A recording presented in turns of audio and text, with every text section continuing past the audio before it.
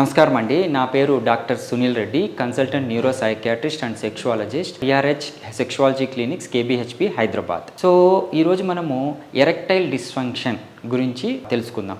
Erectile dysfunction అన్నా, అంగస్తంభన problems అన్నా, లేకపోతే నరాల బలహీనత అని అంటాము. అంటే అంగం గట్టిపడడంలో ఇబ్బంది, సెక్స్ చేయలేకపోతున్నారు, ఇవన్నీ కలిపే ఎరెక్టైల్ డిస్ఫంక్షన్ అంటాం. యాక్చువల్లీ ఎరెక్టైల్ డిస్ఫంక్షన్ని ఎలా చెప్తారు అంటే, అంగము పూర్తిగా గట్టిపడకపోవటము, ఒకవేళ గట్టిపడినా సెక్స్ చేయటంలో ఇబ్బంది కలగటము, వీటిని అన్నిటినీ కలిపి ఎరెక్టైల్ డిస్ఫంక్షన్, అంగస్తంభన ప్రాబ్లమ్స్ అని అంటాం. సో ఇది ఒక కాంప్లెక్స్ సిస్టమ్ అండి. అంటే ఒక ఎరెక్షన్ అనేది, అంటే అంగం స్తంభించటంలో బ్రెయిన్ కావచ్చు, సంబంధించిన నర్వ్స్ కావచ్చు, రక్తనాళాలు కావచ్చు, అక్కడున్న మజిల్స్ కావచ్చు, శరీరం మొత్తం కావచ్చు, ఎమోషన్స్ కావచ్చు, హార్మోన్స్ కావచ్చు, ఇవన్నీ ఒక సింక్లో ఉండి పనిచేస్తే కానీ అంగం గట్టిపడి సెక్స్ చేయడానికి ఉపయోగపడదు. అందుకే దీన్ని ఒక కాంప్లెక్స్ వర్క్ సిస్టమ్ అంటాం. సో ఇందులో ఏది ఇబ్బంది పడ్డా మనకు ఎరెక్షన్స్ అనేటివి పూర్తిగా జరగవు.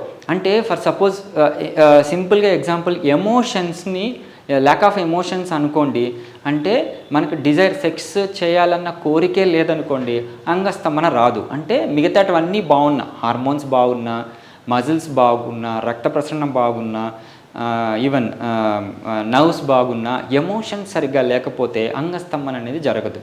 అదేంటి ఎమోషన్స్ అంత ఇంపార్టెన్స్ అంటే, ఎస్, ఆ సెక్స్ చేయాలన్న కోరిక కావచ్చు, అతనికి లోము డిప్రెషన్లో ఉన్న మనకు అంగస్తంభన అనేది ఇబ్బంది అవుతుంది. అందుకే ఇది కాంప్లెక్స్ మ్యాటర్. సో ఈ కాంప్లెక్స్ మ్యాటర్లో రెగ్యులర్గా అంటే నేను చూసే కేసులు కానీ యూజువల్గా ఎరెక్టైల్ డిస్ఫంక్షన్ ఎక్కడొస్తుందంటే రక్త ప్రసరణ ఇబ్బంది వల్ల వస్తుంది. అంటే కారణాలు హార్మోన్స్ కావచ్చు, ఎమోషన్స్ కావచ్చు, ఇవి మజిల్స్ ఫిజికల్గా ఏమీ లేకపోయినా ఇలాంటి ఇష్యూస్ ఉన్నప్పుడు చిన్నగా అంగానికి రక్త ప్రసరణ తగ్గి మనకు అంగస్తంభన అనేది జరగదు.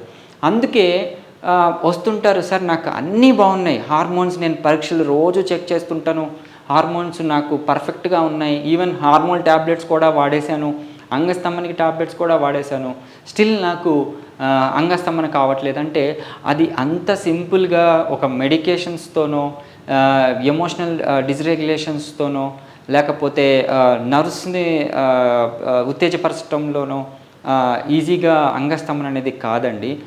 సో దీనికి ఏంటి అంటే, అంగానికి రక్త ప్రసరణ ఇంప్రవైజ్ చేయడం ద్వారా మనకు అంగస్తంభన నుంచి ఈజీగా బయటపడవచ్చు.